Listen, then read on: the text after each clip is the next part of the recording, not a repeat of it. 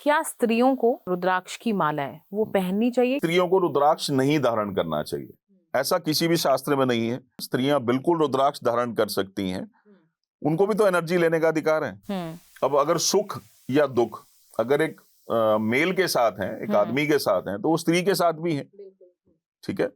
लेकिन मेन चीज ये होती है कि हम साफ सफाई का ध्यान रखें, ठीक है। रुद्राक्ष को उस तरह से छुआ ना जाए। आप ये मान के चलें कि आप स्वयं भगवान शिव को धारण किए हुए हैं, इतनी इतनी इतनी ज्यादा एनर्जी है रुद्राक्ष में, लेकिन साफ सफाई का, शुद्धता का हमें ध्यान रखना चाहिए।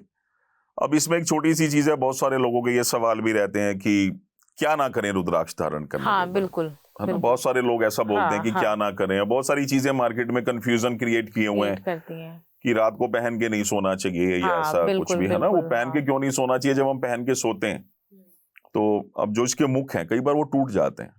अच्छा, ये बात सही है कि रुद्राक्ष को नहीं पहन के सोते?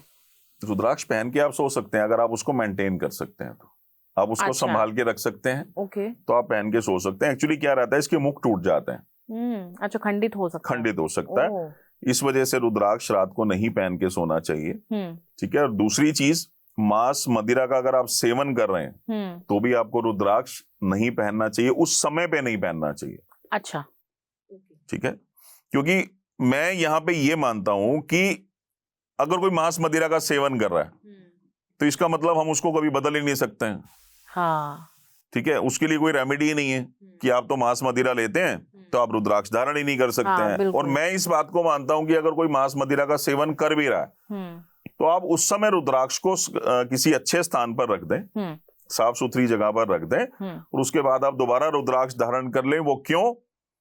उसके पीछे एक रीजन ये है, रुद्राक्ष की जो एनर्जी है वो ऑटोमेटिकली अपने आप काम करेगी और आप मांस मदिरा से दूर होते चले जाएंगे।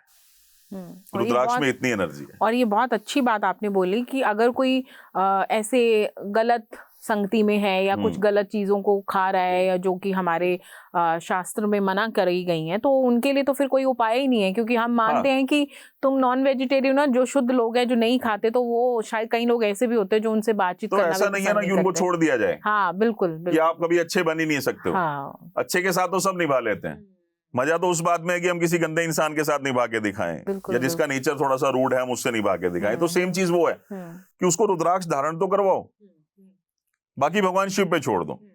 जैसे जैसे वो रुद्राक्ष वो धारण करेगा ना इंसान, कुछ दिनों बाद हम देखेंगे उसके अंदर उसकी ना जो ऑरा है वो क्लीन होनी स्टार्ट हो जाएगी। अच्छा, ऑटोमेटिकली जो उसके विचार हैं वो बदलने शुरू हो जाएंगे। विचार बदलने शुरू हो जाएंगे तो उस तरफ वो जाना कम कर देगा। जब विचार शुद्ध हो जाएंगे तो ऑब्वियसली बुद्धि शुद्ध हो जाएगी और हमारे कहीं ना कहीं जो गलत आते हैं वो बदल जाएंगे।